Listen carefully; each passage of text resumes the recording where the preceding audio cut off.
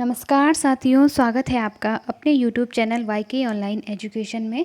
दोस्तों, एनसीईआरटी की सीरीज़ हमारी चल रही है जिसमें हम कक्षा 9 की जो क्षितिज है उसे तो पूरा पढ़ चुके हैं और कृतिका हम यहाँ पे पढ़ रहे हैं। आज उसका अध्याय 4 हम पढ़ेंगे। यदि आपने अभी तक पुराने वीडियोस नहीं देखे हैं तो आप चैनल पर जाकर देख लीजिए। उसका लिंक मैं इसी वीडियो के नीचे डिस्क्रिप्शन में आपको दे दूँगी। और यहाँ पर हम आज पढ़ेंगे विद्यासागर नौटियाल को, जिनकी एक बहुत प्रसिद्ध कहानी है माटी वाली। और बने रहिए वीडियो में अंत तक। दोस्तों, ये जो एनसीईआरटी की जो किताबें होती है ना, मैंने आपको बताया था कि आप किसी भी एग्ज़ाम की तैयारी अगर कर रहे हो तो आप सबसे पहली प्राथमिकता आप एनसीईआरटी की किताबों को दीजिए, क्योंकि आपके सबसे ज़्यादा जो प्रश्न बनते हैं वो वहीं से बनते हैं।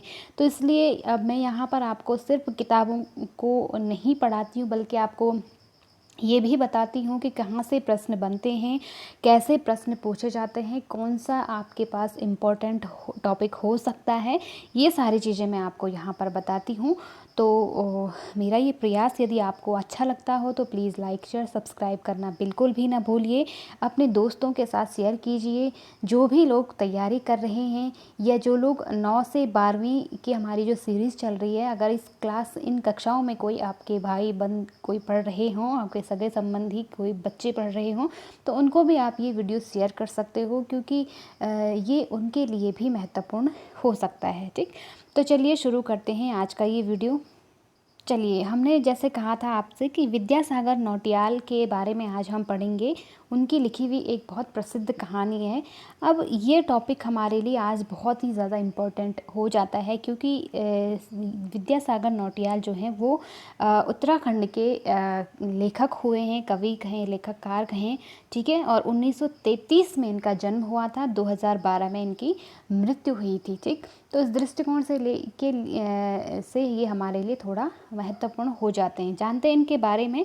समसामयिक कथा लेखक विद्यासागर नौटियाल का जन्म माली देवल गांव, टिहरी गढ़वाल, उत्तरांचल, उस समय का जो उत्तरांचल आज उत्तराखंड है, ठीक है, माली देवल गांव। आपको ये ध्यान रखना है, क्योंकि कई बार आपके जो ग्रुप सी के पेपर हैं उनमें ये क्वेश्चन पूछा जा सकता है, ठीक है, कि उनका मतलब इनमें से किस लेखक का जन्म स्थान माली देवल गांव, टिहरी है या इस तरह से, ठीक है। तो आपको ये ध्यान रखना है।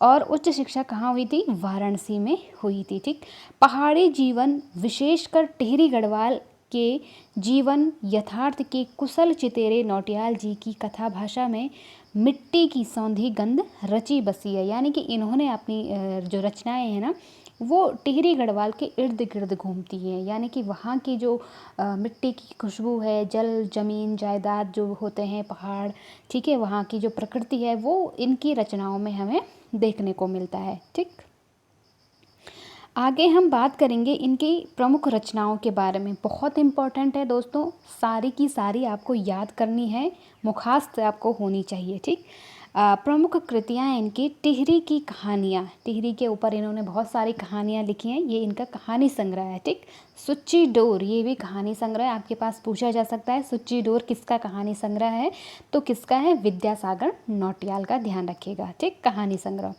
उलझे रिश्ते, बीम अकेली, सूरज सबका है, उत्तर बयां है, झुंड से बिछुड़ा।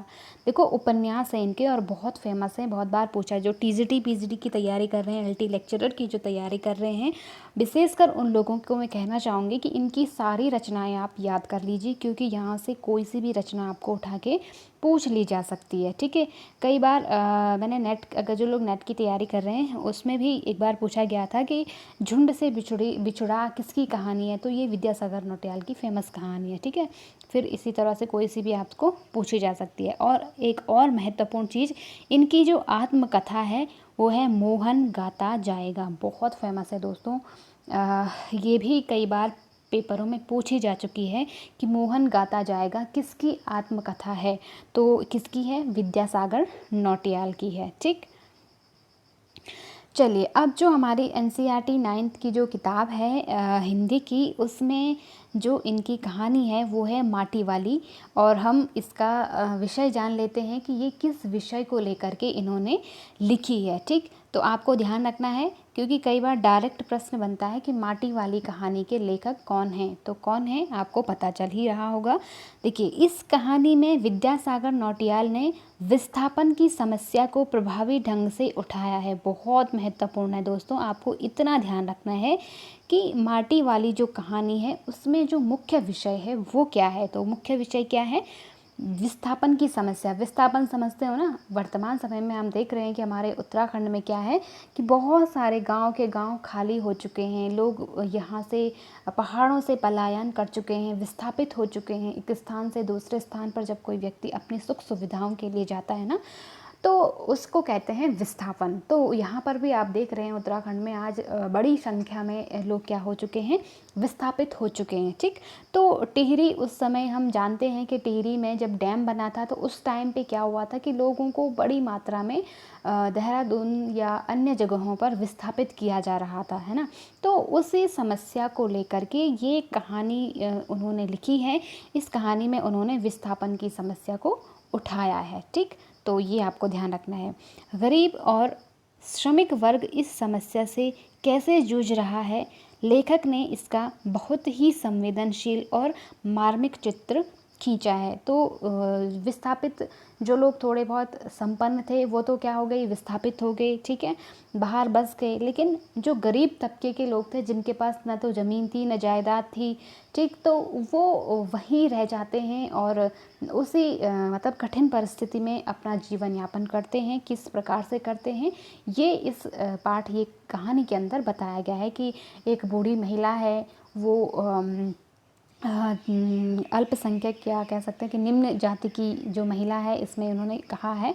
तो वो घर घर जा कर के, जैसे लोग विस्थापित जो हो गए वो कभी अगर गांव आते हैं या इस तरह से, तो उनके घरों में मिट्टी बेचने का वो काम करती है। क्योंकि उस समय जो भागीरथी और भिलंगना नदी के जो आसपास की मिट्टी है ना, वो रेतीली मिट्टी होती है और वहाँ से उस मिट्टी का उपयोग, घर को आप देखते होंगे पहाड़ों में घर की जो पुताई होती है वो लाल मिट्टी से की जाती है। तो जो ये माटी वाली औरत है, बुज़ुर्ग महिला है, वो कैसे दूर से कहीं से मिट्टी लेकर के आती है और गांव-गांव जा कर के मिट्टी बेचती है। ठीक, और उस मिट्टी को बेचने के बाद जो थोड़ा बहुत उसको खाना मिलता है, उससे वो अपना क्या करती है, जीवन यापन करती है। तो कुल मिलाकर के वो जो ये जो कहानी है वो विस्थापन की समस्या को दर्शाती है। ठीक, तो आपको बस इतना याद रखना है। जो भी इसमें महत्वपूर्ण था वो मैं आपको बता चुकी हूँ।